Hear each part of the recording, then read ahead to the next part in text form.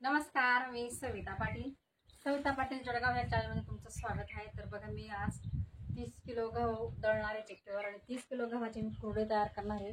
तर बघा, मी अगोदर 30 किलो गहू पाण्यात भिजत ठेवला होता 3 दिवस।